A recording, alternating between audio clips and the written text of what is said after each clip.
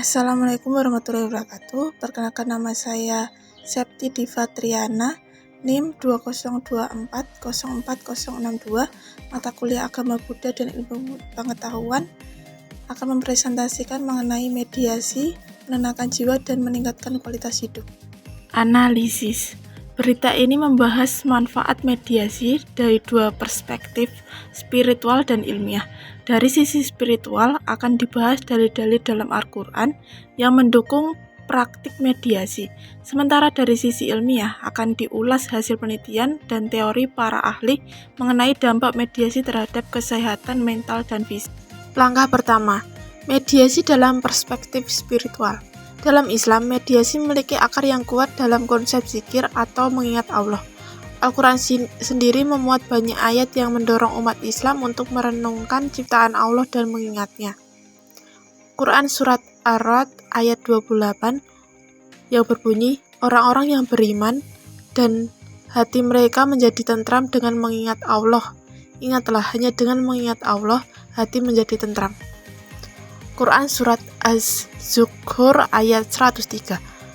Katakanlah, hai hamba-hambaku yang beriman, bertakwalah kepada Tuhanmu. Mediasi dalam konteks Islam dapat diartikan sebagai upaya untuk menenangkan hati dan pikiran dengan fokus pada Allah SWT. Hal ini dapat dilakukan melalui beberapa cara seperti membaca Al-Quran, berzikir, atau merenungkan ciptaan Allah.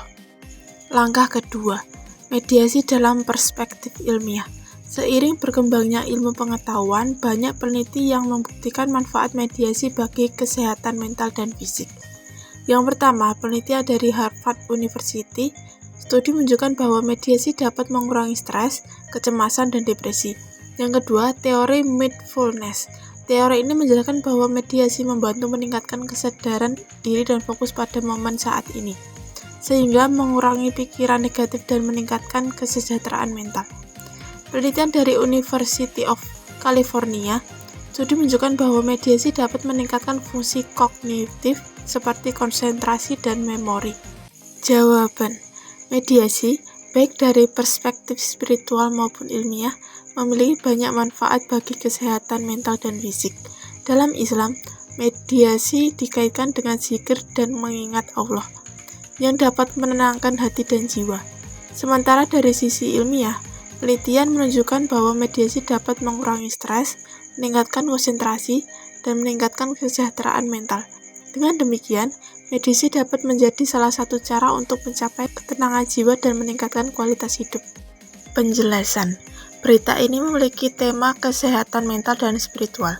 Berita ini menggambarkan dua perspektif, yaitu spiritual dan ilmiah. Untuk membahas manfaat mediasi, sumber berita. Yang pertama, spiritual, Al-Quran, hadis, dan kitab-kitab Islam lainnya. Yang kedua, ilmiah. Hasil penelitian dari universitas ternama seperti Harvard University dan University of California, serta teori-teori dari para ahli di bidang kesehatan mental. Teknik pengambilan berita. Yang pertama, sumber primer. Mengutip langsung ayat-ayat Al-Quran dan hadis yang relevan dengan meditasi. Yang kedua, sumber sekunder. Mengutip hasil penelitian dan teori dari para ahli melalui jurnal ilmiah dan buku-buku referensi. Yang ketiga, sintesis. Menggabungkan kedua perspektif spiritual dan ilmiah untuk memberikan pemahaman yang komprehensif tentang manfaat mediasi. Kesimpulan, berita ini membahas manfaat mediasi dari dua perspektif, spiritual dan ilmiah. Sumber berita spiritualnya adalah Al-Quran dan hadis, sedangkan sumber berita ilmiahnya adalah hasil penelitian dari universitas ternama dan teori-teori dari para ahli. Teknik pengambilan beritanya menggunakan sumber primer, kutipan langsung dari Al-Quran dan hadis, dan sumber sekunder, kutipan hasil penelitian dan teori para ahli. Berita ini juga menggunakan teknik sintesis untuk menggabungkan kedua perspektif dan memberikan pemahaman yang komprehensif tentang manfaat mediasi.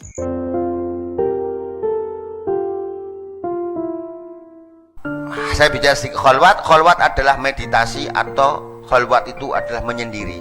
Sebaiknya bagi seorang yang belajar sudah bertorikoh, dalam satu hari sediakan waktu minimal 30 menit menyendiri Gak ada HP, gak ada istri, gak ada anak di kamar. 30 menit istighfar, selawat dan tahlil.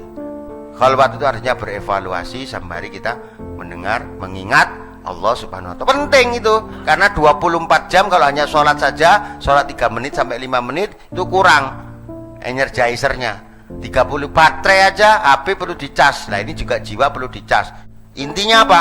Mengkoreksi diri. Ya Allah, apa yang telah lakukan kemarin, misalnya pagi habis subuh, sepi, masuk kamar, khalwat 30 menit setiap hari, atau sebelum menjelang tidur berevaluasi, sehingga di dalam diri itu, dalam jiwa itu ada komunikasi, tiada yang lain kecuali Allah. Membangun koneksi diri kepada Allah dengan istighfar, dengan kemudian sholawat, tahlil, atau ismul mufrad Allah, Allah, Allah, Allah, minimal 30 menit setiap hari. Kenapa pentingnya kita khalwat? Karena untuk mencapai firasatul mukmin itu harus dengan riyadhah. Riyadhah itu latihan diri, tirakat kata orang. Lah tirakat zaman modern itu gak usah suwe-suwe, gak usah lama-lama. Cukup tiap pagi atau tiap mau tidur berdiam diri 30 menit, mensyukuri kehadiran Allah atas rezeki, atas nikmat hidup dan sebagai yang telah diberikan, dianugerahkan Allah. Kemudian beristighfar atas segala dosa-dosa masa lalu maupun dosa yang kita lakukan sekarang. Kemudian yang ketiga, masuk ke hadirat Rasulullah melalui sholawat. Yang keempat, masuk kepada hadirat Allah, hanya kepada Allah tujuan kita. Allah, Allah, Allah. Latih itu 30 menit. Nanti nikmat sampai 1 jam, sampai 2 jam nggak kerasa, sampai akhirnya ngiler sendiri.